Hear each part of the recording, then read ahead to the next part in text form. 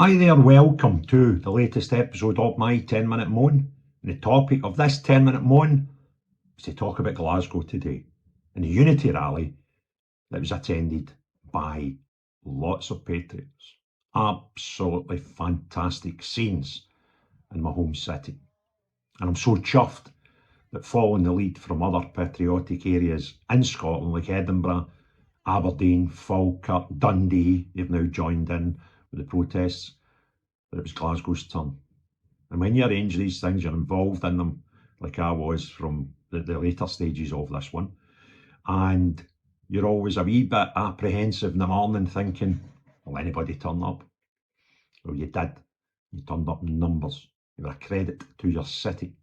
And yet again, the gun platoon turned up once more and embarrassed themselves as they stood booing as a mother of a grooming gang victim who is no longer with us told her daughter's story. These people just showed themselves for what they are. Now, I don't have much footage of the day. I'll explain why. There was obviously events that led to John Watt not being able to be there, and John, to be fair, had helped with a lot of the planning of the event up until the tail end of last week. So that left others to take up the slack and make this thing actually happen, because it was in doubt. And Connor, who deals with the Falkirk protests, really did take most of the weight. A lot of people done a lot of things, but he did shoulder most of the weight and heavy lifting to make sure that event went ahead. We had issues to contend with equipment, with people who were coming who, unfortunately, for again, reasons out with our control and their control, couldn't attend. So we had to get backup equipment, which wasn't the same quality, and unfortunately that did show some problems at the start of the event. We also came out and had to face challenges to the actual staging of the event, when, in the 11th hour, we were told we couldn't actually use the steps. The police had put barriers up so nobody could access the steps, and a request by the organisers to allow even just the speaker, whoever was speaking at any time, to stand on the steps and the audience could then see them. That, unfortunately, was rejected twice, even when we started speaking, and it became evident it would be rather uncomfortable for especially the female speakers, who would have to speak on the ground level surrounded by bodies. But they'd done it, and they'd done it well. So the numbers, I spoke last year at a rally in George Square, and the numbers were okay. But I told people, don't worry about numbers. We were heavily outnumbered by the counter-protest that day. However, I promised the good people of Glasgow, but don't let that worry you. The next time we do it, you bring a friend. And the time after that, you bring another friend. Before you know it, these counter-protesters will not even be in the same postcode as us. And today, the second time, we saw more than double the numbers, up to 1,000 people there, which was fantastic for a wet Saturday. And I promise that when we put out part 3 of this journey, I'm quite sure even more patriots will want to join. But we have to take into consideration that we live in Scotland with the weather and the time of year. So we will be planning for spring, but we'll also be planning a few surprises over the late autumn and winter months to keep everybody who has been involved and who is interested in the issues across the United Kingdom, to allow them a place to voice their concerns. So Glasgow, you've done this all greeting face, yet proud today, and I'm eternally grateful, humbled, and chuffed to bits that the numbers that you came out in. The people who argue about numbers and we had more than you, that wasn't the case. At worst, for us, there was about the same in each side, but others with photographic evidence suggest we had more. And these people, these despicable people who came out to counter a protest when they didn't even know what the protest was about, should be ashamed of themselves.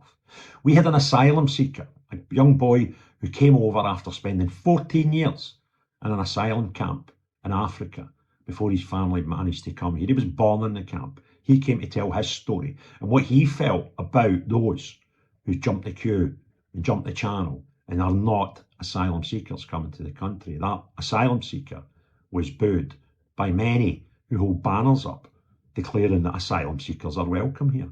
And as he said in his own words, if they were true to their word, he should have been invited by them to speak.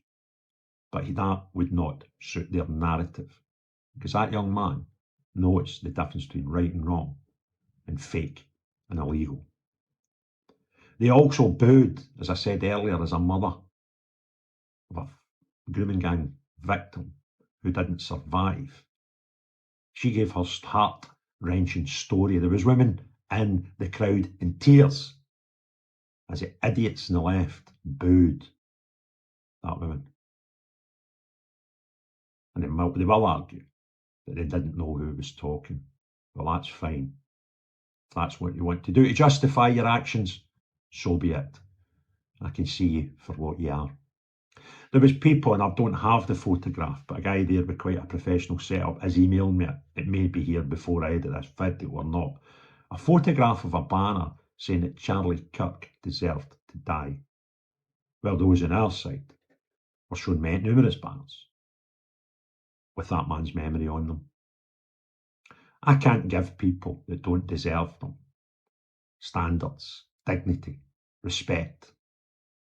These things you've either got or you don't have. So I wouldn't waste my breath trying to get them to do that. But what I will say to these anti-fascist, apparently, anti-far right protesters, have a good look at yourself in the mirror the next time you find one clean enough in your flat to look through. And tell yourself you stood against asylum seeker, in fact, a mother who lost her child that was part of the grooming gang, a pastor, a man of the cloth, and other speakers who are concerned for the state of this country. And you've done that willingly. So I'll leave you now with the short amount of footage. We were all hands on deck today because we were fighting many corners to even get this thing on live. From the minute we turned up, with police suggesting that some of the actions with those with loudspeakers could possibly prevent the thing taking place, and getting decent requests denied for the safety of the speakers. Yet we still done it. And Glasgow still turned up. And the next time it'll be bigger. The next time it'll be better. For we are the people of United Kingdom, of Great Britain and Northern Ireland. And we've had enough. So enjoy the little amount of footage I have got. And once you've finished the video, I bid you a good day. Have a great day. Cheery bye now.